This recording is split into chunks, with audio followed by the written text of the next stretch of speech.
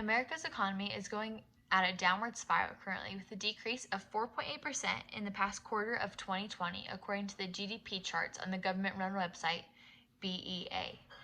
Things need to change, and they need to change quick. I have studied socialism in various forms and articles in academic journals. I've also studied the effects it could have on the government. I have studied the works of various politicians and government officials and have learned about their opinions on how we can make socialism work for our country and how it could work for us. I have seen people being ruined by capitalism and their lives falling apart, and I can see a good future with socialism. This matters to me, and it should also matter to you all, because we are the future of America. We are the up-and-coming generation who are going to have to deal with the consequences that are happening currently. We need to fix the economy before we are crushed by it. There is a problem, and this problem is the crumbling economy. You should consider a solution, and we should implement a solution so the economy does not keep decreasing and ruining the lives of so many Americans. Socialism would change the lives of others and yourself because it gives everyone equal opportunities and freedoms to choose and have liberty. But before we have a solution, we need to address the problems.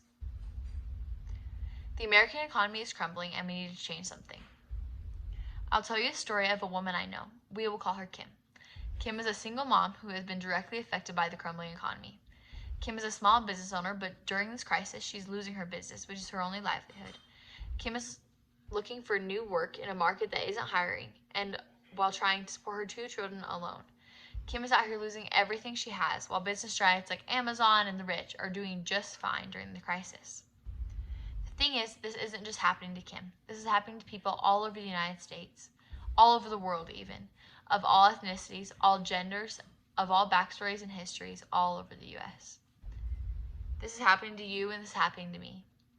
In my survey, the majority of you said that you were not satisfied with the way our current government is running. This just shows how each of us are being affected by the chaos that's going on right now. If each of us are being affected by the crisis, there is no doubt there are people who are having it worse than us all over the United States. There is, however, solutions to the crisis. A solution would be staying the same and hoping that our current form of government would just miraculously pull people out of poverty and the crisis which we've been going through for the past centuries. We're stuck in a circle or a cycle where we are falling into depression and we're falling out of depression. And we can't break the cycle. And this cycle just keeps repeating itself and repeating itself in its current form. The real solution, however, would be to stop the cycle and to actually make a change in our government. And this change would be socialism. Socialism would take away big business and even out the playing field for everyone in the United States. But first, we need to define what socialism looks like. A well-known journalist named Marilla Diaparelli says, "We want political and economic systems which people are free, not dependent to their job or their health insurance, not working 80 hours a week just to cover food and rent, but truly liberated to thrive and flourish." Socialists believe the economy should run for the people, by the people, for not any sort of profit. Socialists believe that all people who work, no matter their race or their nationality, their religion, their gender, they all deserve to have the rewards of their labor. How would this help us, though? Socialism would make it so everyone was able in the United States to be employed and getting benefits that they deserve for working. These benefits include free healthcare, making it so we're not spending so much money on basic human needs that we need to just survive. Also, it would give us equal healthcare, not making anybody get better healthcare than another just because they can afford it. Socialism would also take the unemployment rate all the way down, making sure everybody will have livable wages where they can live their lives freely and liberally. Socialism would also offer free education opportunities to give everyone fair chances, where we all have a chance at a great future. Socialism can raise the economy because everybody is doing their part and we all are equal. These great benefits lead many to wonder how we would pay for it all. Lucky for us, we already have the money we need. It is held by just a group of a few people in the high upper class. Socialism would heavily tax the rich and distribute the wealth, equaling us all out, making the people at the top who've got their money passed down from ages, evening out with the people who just migrated over to America who are trying to make a living. Different countries are starting to implement socialistic beliefs and pure socialism into their lawmaking, and they've seen major improvements. The website World Population Review talked about how Bolivia is an example of one of the most successful socialist countries. Bolivia has drastically cut extreme poverty and has the highest GDP in all of South America. Other successful countries have gotten socialistic policies, and these include Norway, Finland, Sweden, and Denmark. These places have seen huge changes in their poverty levels, as well as overall better safety in their country and economic increase. Even some work of presidents have had socialist policies in their work. One of these men was Barack Obama, and while he was serving as president of the United States, he did implement socialist policies. And while he was president, he pulled us out of the 2009 recession, which wasn't a depression as bad as right now, but it was definitely bad. And this was just the beginning, says Bernie Sanders, a well-known socialist and a candidate for the 2020 election.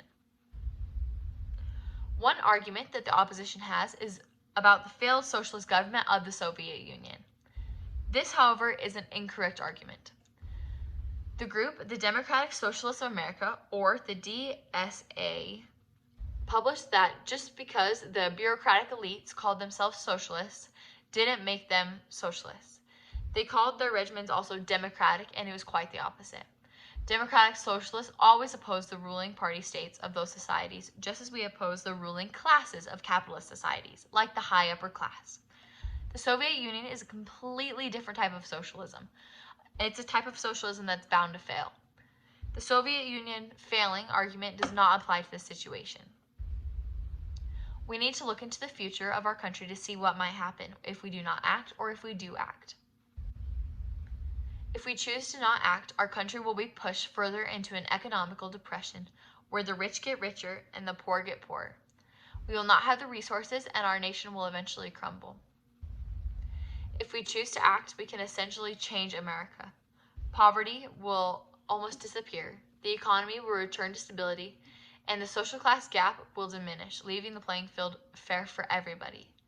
Everyone will have an equal chance and a future full of possibilities, including you and including me, no matter what our backgrounds or our histories.